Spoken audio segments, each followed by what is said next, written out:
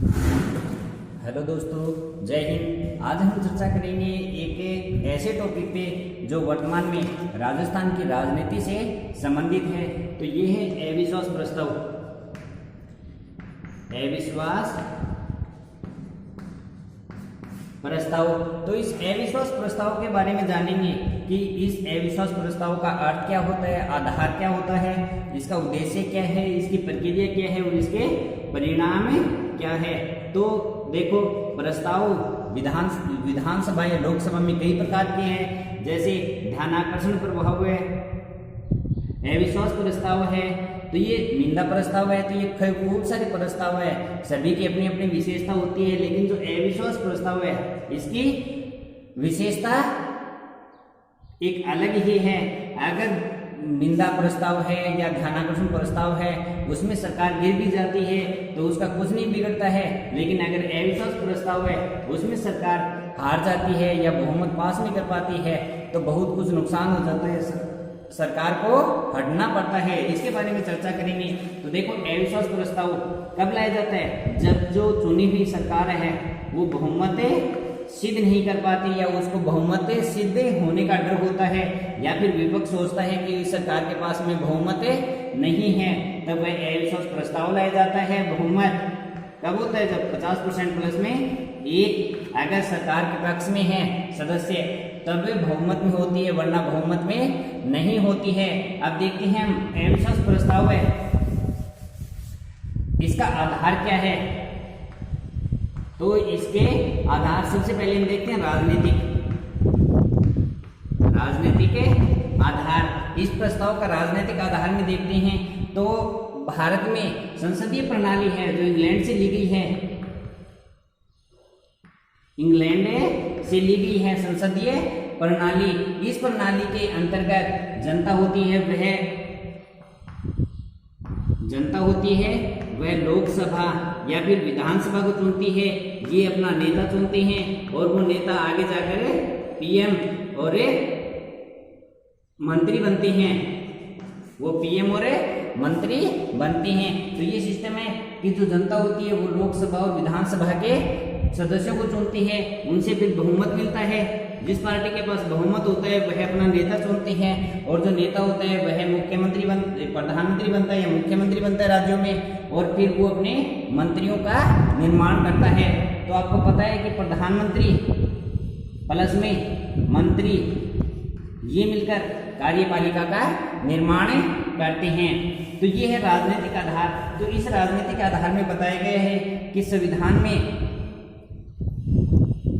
इस राजनीतिक आधार में बताया गया है कि जो व्यवस्थापिका यानी व्यवस्थापिका कौन हो गया? सदन, जिसमें लोकसभा के सभी सदस्य होते हैं। व्यवस्थापिका के प्रति कार्यपालिका उत्तरदायी होती है। कौन है? कार्यपालिका उत्तरदायी होती है। कार्यपालिका जो कार्य या नीतियों को लागू करती है तो वो कार्यपालिका उत्तरदायी होती है। व्यवस्थापिका कौन होती है? जो नियमों को बनाती है, कानूनों को बनाती है। जैसे सदन होता है या संसद होती है, वह अपने कानून बनाती है, उनको लागू करने का कार्य कार्यपालिका का होता है। तो ये था इसका राजनीतिक आधार। दूसरा देखते हैं हम संवैधानिक आधार। जो अविश्वास प्रस्ताव है इसका संवैधानिक आधार दिया गया है संविधान में 75(2) और 75(3) में। 75(2) में बताया गया है कि जितने भी मंत्री हैं और जो मुख्यमंत्री या प्रधानमंत्री है तो केंद्र में प्रधानमंत्री और मंत्री सभी राष्ट्रपति के प्रसाद पर्यंत तक अपने पद पर बने रहेंगे, और इसी प्रकार से राज्य में राज्यपाल के। तो दूसरा दिया गया है 75(3) में कि जो मंत्री है या प्रधानमंत्री है वो सदन के प्रति उत्तरदायी होंगे। सामूहिक रूप से किसके प्रति? सदन के प्रति उत्तरदायी होंगे। तो कहने का सीधा सा मतलब है कि कार्यपालिका व्यवस्थापिका के प्रति उत्तरदायी है। अगला जो तीसरा दिया गया है वैधानिक आधार या फिर विधिक आधार। इसका विधिक आधार क्या है? तो आर्टिकल 118 जिसमें अविश्वास प्रस्ताव के बारे में बताया गया है। इसमें 198 नंबर जो रूल है, 198 नंबर जो रूल है, rule of business and conduct of ए लोकसभा। जो ये नियम है rule of business and conduct of A Lok Sabha 198 number, तो इसके अंतर्गत अविश्वास प्रस्ताव की प्रक्रिया तथा इसके नियमों का उल्लेख किया गया है। और इसमें जो आर्टिकल 118 है, इसमें जो संसद के जो संसद होती है उसके जो सदन होते हैं या फिर विधानसभा होती है, उनको ये अधिकार दिया होता है कि अपनी जो विधानसभा है या फिर सदन है उसको चलाने के लिए या रेगुलर कार्रवाई करने के लिए वो अपने एक कार्रवाई सुनिश्चित करने के लिए कुछ नियम बनाने के लिए अधिकृत है। उसी के तहत rule of business and conduct of LS जारी किया गया है। तो इसमें जो 198 नंबर है, रूल नंबर है 198, तो इसको देखते हैं। इसमें बताए गए हैं अविश्वास प्रस्ताव है उसके नियम और उसकी प्रक्रियाओं का उल्लेख किया गया है। संसद की कार्रवाई शुरू होती है, उससे पहले जब संसद की कार्रवाई शुरू होती है तो उससे पहले 10 बजे अविश्वास प्रस्ताव है वो लोकसभा के महासचिव को देना होता है। और जब दे दिया जाता है, यानी एक आदमी भी दे सकता है या एक से अधिक प्रस्ताव भी दिए जा सकते हैं। तो देखो 10 बजे तक इसको प्रस्ताव को देना होता है।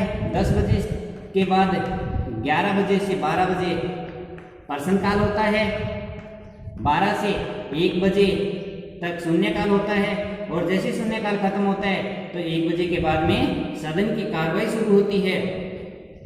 1 बजे के बाद में क्या होता है, सदन की कार्रवाई शुरू होती है। और सदन की कार्रवाई शुरू होती है तो स्पीकर महोदय जिसने अविश्वास प्रस्ताव दिया गया है, तो उससे जिसने सबसे पहले अविश्वास प्रस्ताव दिया है उसका नाम पुकारता है तथा उसे कहता है कि अपना अविश्वास प्रस्ताव पढ़ो। तो अविश्वास प्रस्ताव है केवल एक लाइन का ही है, बस उसमें एक लाइन लिखी होती है कि जो सरकार है वह सदन के प्रति विश्वास नहीं रखती है या उसने विश्वास खो दिया है, तो उसकी बस जांच तो यही है। अब देखते हैं इसकी प्रक्रिया। अविश्वास प्रस्ताव लाने वाला सदस्य इसे पढ़ता है तथा अपना अभिमत बनाता है। अविश्वास प्रस्ताव के समर्थन में 50 लोगों का समर्थन जरूरी होता है, यानी सदन में जो सदस्य हैं उनमें 50 लोग जो अविश्वास प्रस्ताव का अगर सदन में समर्थन करते हैं तो वह अविश्वास प्रस्ताव लाया जाता है, वरना अविश्वास प्रस्ताव लाया नहीं जाता है। जब 50% लोग, ये 50 लोग ने अगर हाँ भर दी कि हम समर्थन में हैं अविश्वास प्रस्ताव के, तो अविश्वास प्रस्ताव लाया जाता है। तो कहने का मतलब ये है कि इसमें स्पीकर का रोल नहीं होता है, इसमें खुद सदन के द्वारा अविश्वास प्रस्ताव की अनुमति दी जाती है। अगर वह पारित हो जाता है, अनुमति मिल जाती है, तो स्पीकर महोदय को 10 दिन के भीतर इस पर कार्रवाई करनी होती है। तो स्पीकर 2 दिन, 3 दिन, 4 दिन, चाहे कितने दिनों में इसको बुला सकता है। तो स्पीकर सरकार से भी, जो चुनी हुई सरकार है उससे भी परामर्श करता है, और उसके बाद में जितने भी दल है उनको समय देता है बोलने का। तो जो निश्चित दिन निर्धारित किया जाता है उस दिन संख्या बल के आधार पर सभी दलों को बोलने का टाइम दिया जाता है। उसमें जिसने अविश्वास प्रस्ताव लाया है उस सदस्य को भी बोलने का, और लास्ट में पीएम अपनी सफाई उस मैटर में देते हैं। उसके बाद में वोटिंग होती है।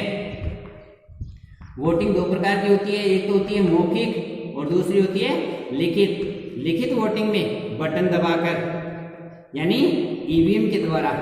किसके द्वारा? ईवीएम के द्वारा वोटिंग होती है। वोटिंग होने पर अगर सरकार के पक्ष में वोट पड़ते हैं और सरकार बहुमत में होती है तो सरकार बच जाती है। अगर सरकार के पक्ष में वोट पड़ते हैं और बहुमत में नहीं होती है, यानी कि सरकार के पास बहुमत से कम वोट रह जाते हैं, 50% प्लस 1 से अगर कम वोट रह जाती हैं तो सरकारें गिर जाती है।